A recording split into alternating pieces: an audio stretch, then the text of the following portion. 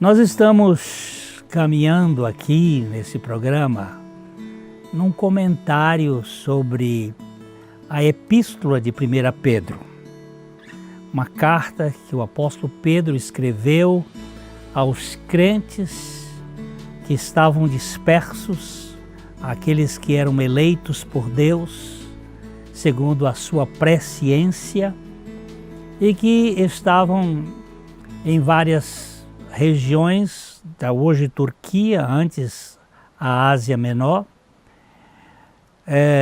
e que ele estava orientando esses crentes a como experimentar a vida cristã e como desenvolver em crescimento. Durante 2 programas nós chegamos nos 12 primeiros versículos deste capítulo, e agora nós vamos caminhar um pouco mais.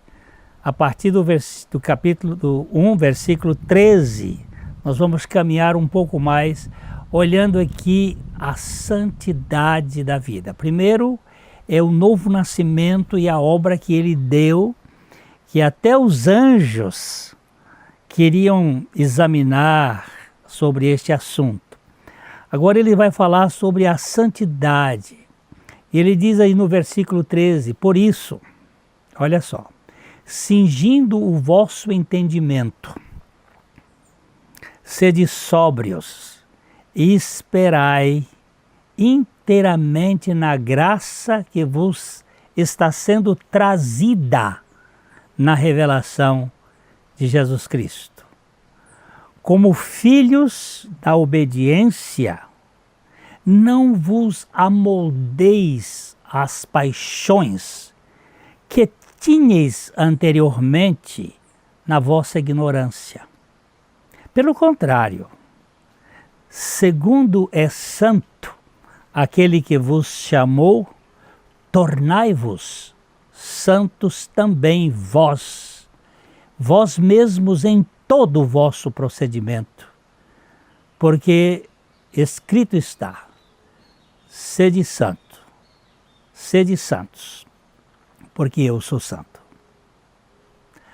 A mensagem de Pedro anteriormente era mostrando a nossa identidade em Cristo pelo novo nascimento, e ele agora volta para a aplicação. No verso 13 ele diz, por isso, cingindo o vosso entendimento, sede sóbrios e esperai inteiramente na graça que vos está sendo trazida na revelação de Jesus Cristo.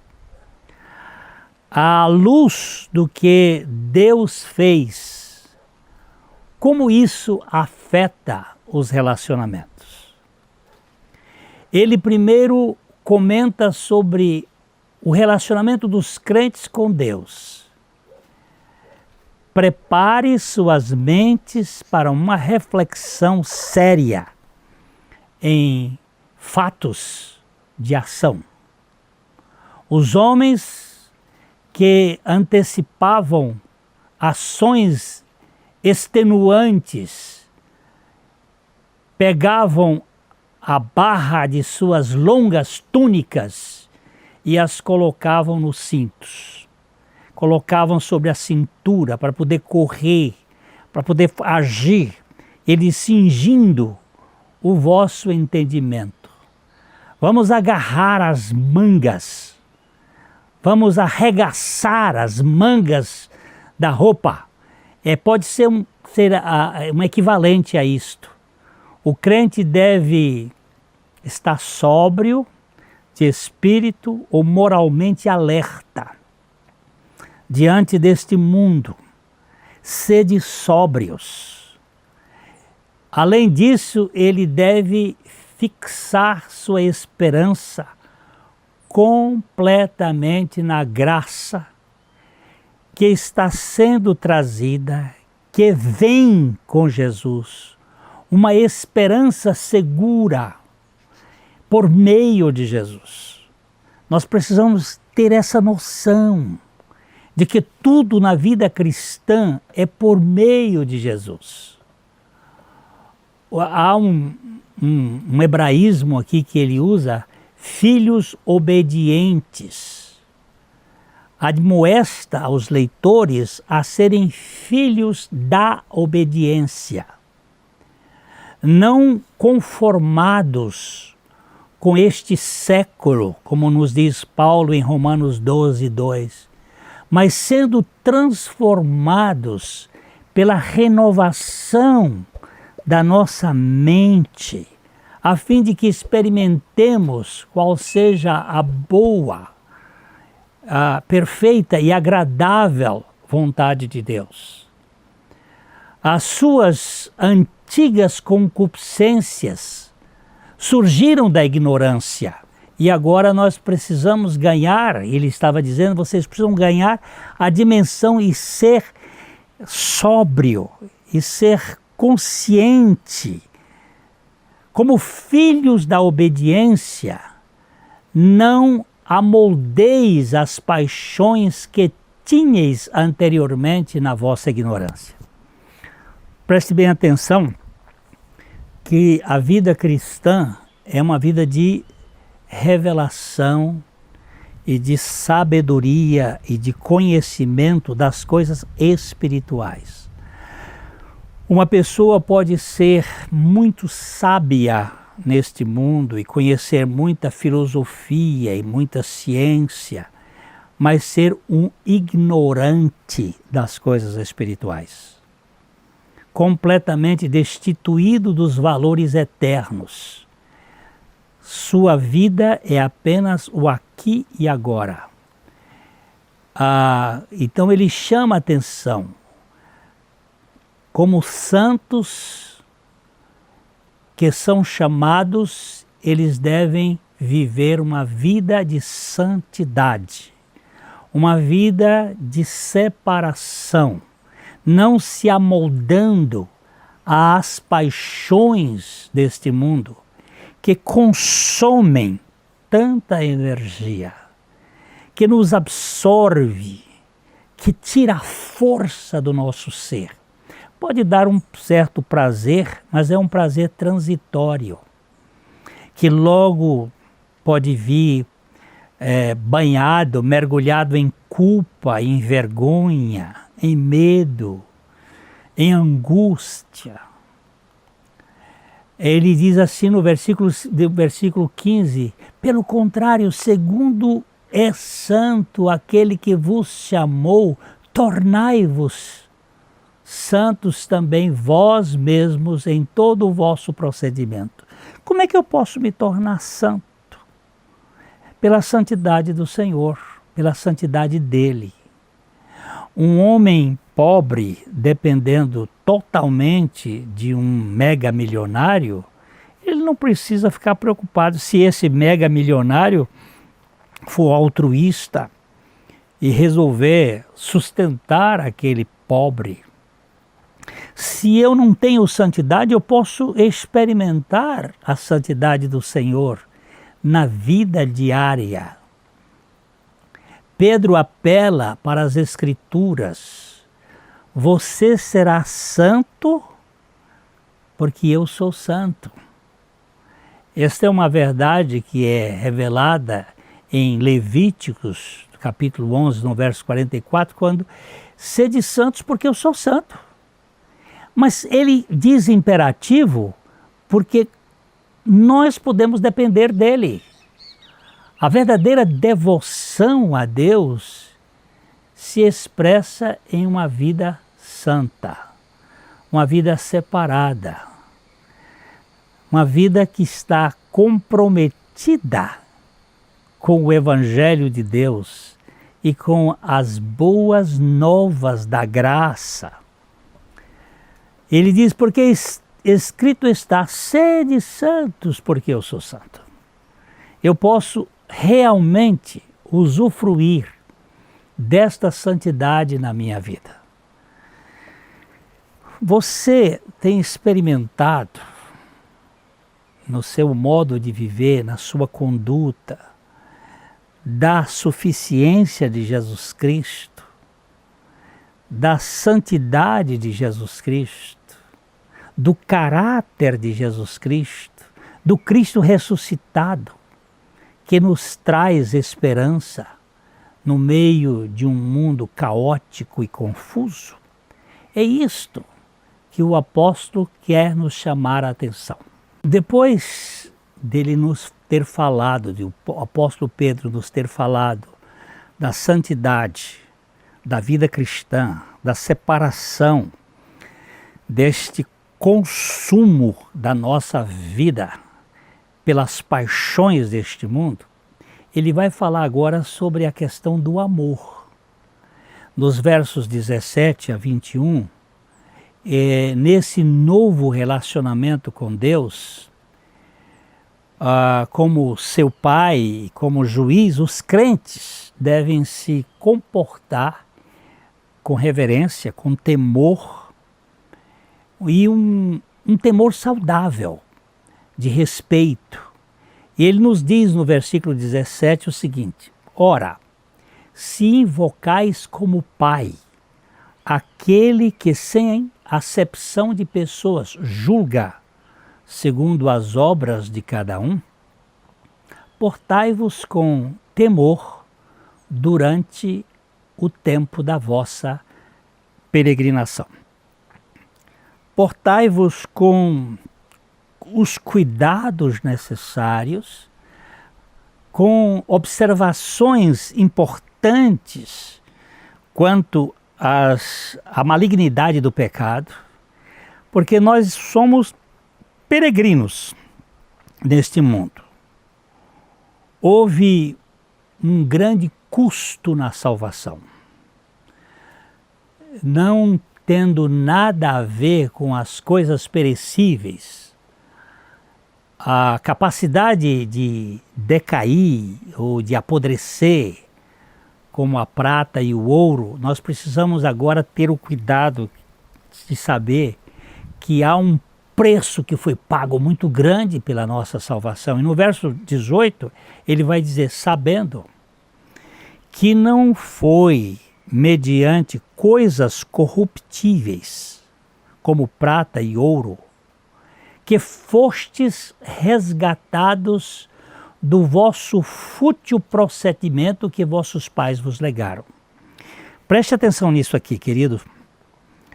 Sabendo que não foi mediante coisas que se corrompem, que se apodrecem, que se decaem, que perdem o valor, como prata e ouro, que fostes resgatados do vosso fútil procedimento, que é uma herança adâmica que vossos pais vos legaram. O custo foi o precioso sangue, sugerido de grande valor, algo muito estimado, sangue de Jesus Cristo, como Cordeiro de Deus sem mácula e sem ruga, um cordeiro precioso, uma alusão ao Cordeiro Pascal de Êxodo capítulo 12. Foi por esse precioso sangue, como de cordeiro sem defeito e sem mácula, o sangue de Cristo, que nós fomos comprados. Este era o plano de Deus antes da fundação do mundo. Ele vai dizer isso no versículo 20, o que demonstra que a humanidade não tem nada a ver com o plano de Deus, o plano que ele escolheu colocar em prática para a salvação de gente como eu e você. Este é um plano de Deus, de nos tirar dessas grades, dessas algemas deste mundo caído. O verso 20 ele diz assim, que Jesus, que esse sangue foi conhecido com efeito antes da fundação do mundo, porém manifestado no fim dos tempos por amor de vós. Olha só, fim dos tempos. nos últimos dias, quando o Senhor voltar, Ele vai, como juiz, Ele vai tomar conta desse julgamento que fizemos com a expressão do seu Evangelho. Ele foi conhecido, este sacrifício foi conhecido com efeito antes da fundação do mundo, mas manifestado nesses tempos. E se este plano foi concebido na mente de Deus antes da fundação do mundo, Deus não teria ninguém a quem consultar, exceto a si mesmo. E este plano envolve a mim e envolve a você, se você crê. No entanto, esse plano, incluindo a salvação da humanidade, não foi realizado até que Jesus apareceu. Ele é a concretização da realidade salvadora do ser humano. Ele morreu, mas Deus o ressuscitou dos mortos, desenvolvendo uma grande salvação, onde a esperança do crente está fixada. O verso 21 diz que por meio dele, por meio de Jesus, tendes fé em Deus, o qual o ressuscitou dentre os mortos e lhe deu glória, de sorte que a vossa fé e esperança estejam em Deus. Nossa fé não está na política, não está na economia, não está na ciência. A nossa fé e esperança estão em Deus. Deus pode usar todas estas coisas, muitas vezes Ele usa, mas a nossa fé não está nessas coisas, está em Deus. É dele que nós dependemos. Visto que os leitores de Pedro responderam com fé salvadora numa mudança ocorrida em suas vidas, Pedro então Pedro retrata suas almas como tendo sido purificadas para serem separados, consagrados, que é o sentido da palavra santo para Deus. Um resultado desta consagração deve ser o amor incondicional. Versículo 22 diz assim, tendo purificado a vossa alma pela vossa obediência à verdade, tendo em vista o amor fraternal não fingido, amai-vos de coração uns aos outros ardentemente. Oh, coisa linda! Amor às pessoas, ao amor ao seu redor, essa qualidade é mais bem demonstrada aqui, quando nós nos amamos, mostramos o caráter de Deus. Esse amor deve ser sincero, não fingido e fervoroso, usado por atletas concorrentes, forçando todos os músculos para poder chegar ao seu objetivo. É um trabalho, é um amor, essa é a palavra no grego para esse processo. Os leitores haviam nascido de novo, por meio da semente incorruptível, que é a palavra de Deus, que é duradoura, que é viva para sempre. E ele diz assim no verso 23, pois fostes regenerados, não de semente corruptível, mas da incorruptível mediante a palavra de Deus, a qual vive e é permanente. Pedro então diz, pois toda a carne é como a erva, e toda a sua glória é como a flor da erva, seca-se a erva e cai a flor. Ele foi chamar isso lá de Isaías. No original, Isaías cita isto no capítulo 40 da sua profecia, mostrando que nós somos passageiros e que nós precisamos de algo permanente. Nós que vivemos num exílio humano aqui na terra, Precisamos de algo eterno que se cumpra. A promessa feita por meio de Isaías seria igualmente encorajadora para o público de Pedro, que também estava no exílio aqui. O povo de Israel estava no exílio na Babilônia, agora nós somos no exílio deste mundo e precisamos dessa realidade espiritual.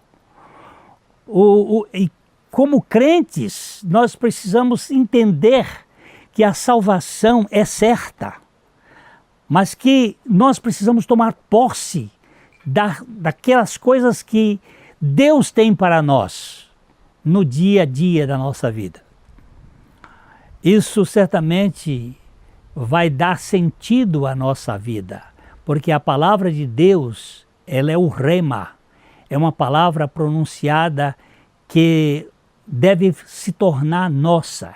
Por isso ele diz assim, a palavra do Senhor permanece eternamente. Ora, essa palavra que vos foi evangelizada precisa ser recebida.